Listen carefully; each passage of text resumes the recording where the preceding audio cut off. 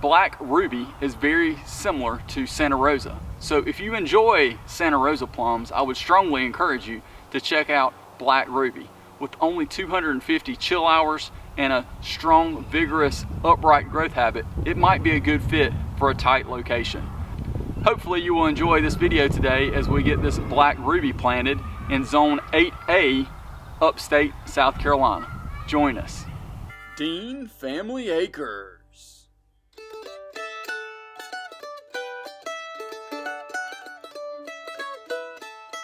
So this is Ruby. Whoop, won't focus on me. How about that?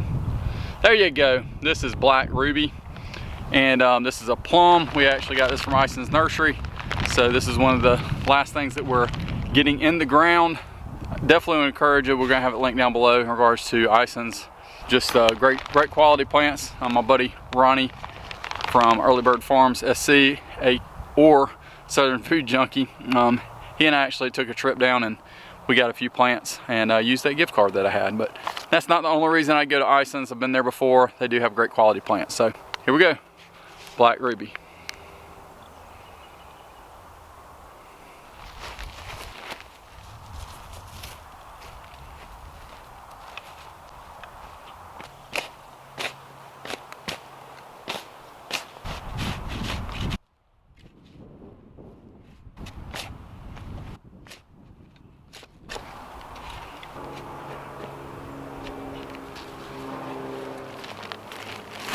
The old pine bark soil conditioner.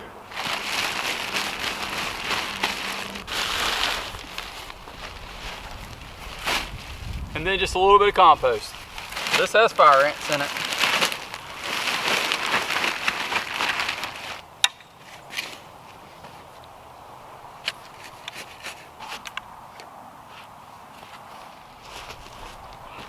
As we mentioned with the other trees that we planted from Ison's, you can see some of those here and also down below.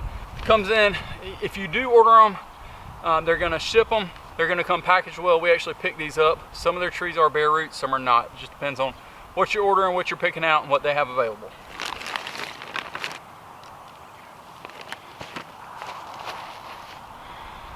Pretty decent roots. This is a plum, and I'm definitely pleased in regards to how this root structure is.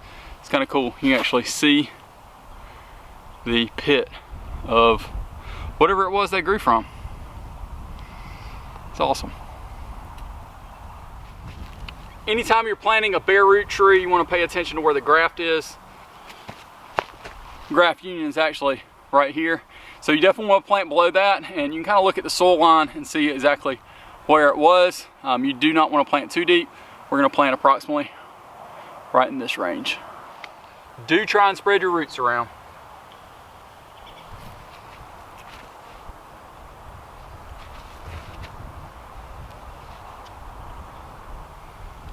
That way I've got something to tie to.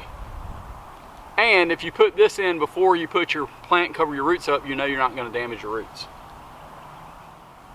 You do want to check your height and make sure that that soil line is exactly where you want it to be. Ours is a little bit low right now, so again, I'm just going to tug on that tree just a little bit. The only downside of that is, where's my soil now? There we go.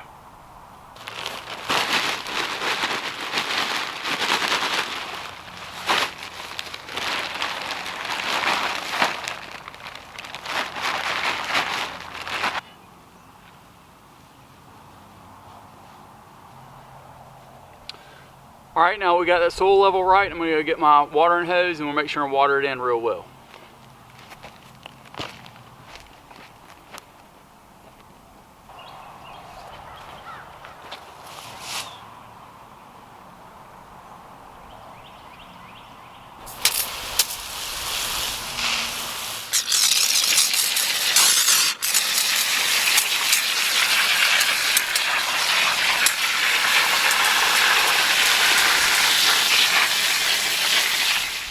Not only will this water help the roots to be able to get bedded in, but it also will help with the soil go ahead and sinking down some. That way you know your soil health is right. You can always come back and check it depending on what the weather's going to do. Depending on how fragile your roots are, these didn't have very many small ones, so I'm not opposed to kind of just, you know, just giving a little bit of a jiggle, trying to make sure that it is going to be settled in well. And you can kind of feel with your hand to see how much that soil has actually sunk in, and you can also get a stick and kind of poke it in if it looks like it's not draining well. I said draining well, honestly, I mean if it's not kind of settling down with your soil, you feel like you got some air pockets, it's always good to kind of poke around a little bit, just make sure you're good. I would encourage you, be careful using a shovel, you don't want to damage your roots. One of the last things you want to do is make sure and tie your new bare root tree to your support. If you want to, however you want to do this, you do want to make sure that this is going to be flexible. Preferably, if you don't have something that's flexible, you need to check this very, very frequently because you will end up girdling your tree. If you use something like fishing line and tied this on, you're going to end up girdling the tree and you're going to have some damage much lower than you want. And all this growth all the way up to the top is going to die off. We're going to adjust that as well, which I'll show you in just a second. But don't forget to tie this. I've got some vegetable tape that I'm actually going to use on this. And then also, if you want to kind of, depending on where you live, what your soil's like, your runoff, etc., if you want to kind of make a little bit of an area around it to hold a little bit of water, again, you do not want this thing having wet feet, but if you have a lot of runoff, something for it to catch just a little bit of water will certainly not hurt any. I tend to do this on the downhill side. You do want to make sure that you've got your soil level correct in this situation. I'm still plenty fine in regards to that height and the depth that I've got this tree planted. Before we deal with everything else up here, I'm gonna go ahead and mulch just because I brought it up.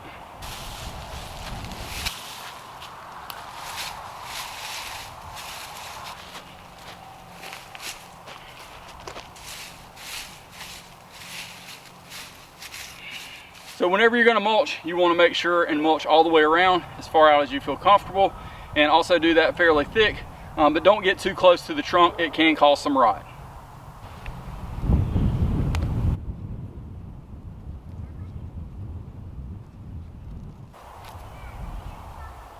All right guys, so this is the Black Ruby Plum, and we've got this planted, and now what we're gonna do is we're actually gonna cut the top off because we want it to branch low, and there's no need to have all this growth here. We're looking for an open vase or bowl shape. So we're gonna do that now, and one tip that would be absolutely beneficial for you if you're interested in grafting, if you get these in the ground soon enough and they're still dormant, then you could possibly then graft this tip onto another plant that you have. Now, you might ask, why would I do that? I've already got this one. Backup, what if this tree dies? Or maybe you're making a fruit cocktail tree somewhere else. Y'all have seen our other videos where we have our Odom, our Guthrie, and our spring satin grafts from last year, and we're working on getting a good many grafted now. So what we will do is actually go ahead and top this, and you want to top it exactly where you want this open vase shape to be. So for myself, some of the other ones are a little bit lower. I personally think that it would be good for us to have that vase shape probably start about waist high. One reason for that, I'm just trying to think about having a little bit of space down low, but I think waist high or a little bit lower would be perfectly fine. Some people want them even lower, but again, it's just personal preference. Now look where your buds are. You always want to observe that. And what direction is this going to go? Looks like we've got 3 pretty good buds going multiple different directions there. So what I'm going to do, just come right here, just above that bud by just a little bit, and cut it off. So hopefully you can see we cut it off right here at this height, which is about waist height. We actually cut off a couple of feet. Now what I'm going to do is actually go and put this in the refrigerator in a plastic bag. I'm going to cut it down to sections and wax each end to keep this from drying out. You could also wrap it in parafilm and or saran wrap if you would like to before you put it in the bag. completely up to your preference. Black Ruby Plum needs about 250 chill hours.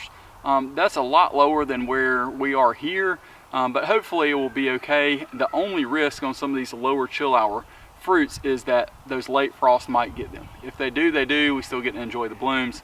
I think we're going to have enough varieties here that we'll at least get some plums each and every year. I would encourage you, if possible, to try your best to get some fruit that actually are going to need about the same amount of chill hours or just below where you traditionally are. You don't want it above because you might never get fruit. Just always think about that. In our area, we get about 1,000 to 1,300 chill hours in zone 8A, upstate South Carolina. Another thing about Black Ruby Plum is that it actually was bred in Brooks, Georgia by USDA, and so that's kind of a unique thing. And it's also a freestone instead of a clingstone like a lot of other plums, so it actually comes apart pretty easily in regards to when you're wanting to eat that fruit. It has a very, very dark red skin. That's where it gets the Black Ruby name from. It is especially adapted to hot, humid summers in the south, which we are. We're definitely not quite as hot as some of our southern counterparts down in, say, 8B down to 9A in the lower part of South Carolina. But it is definitely a good variety for here in the south, especially if you're going to be in 8A, especially if you were on the last zone map as in 8A. I know there's been a lot of adjustment here recently, but just be cautious. I would encourage you to look at both of those just to see where you are. The weather always fluctuates a little bit, and as my grandma used to say, they used to talk about world cooling when she was in high school. So definitely remember that when you're kind of trying to decide what you want to do, how it's going to impact, etc. Black Ruby Plum is also kind of similar to Santa Rosa in a lot of different ways, with a little bit different flavor and growing profile as well as the color. So if you like Santa Rosa, I would definitely encourage you to check out this new variety.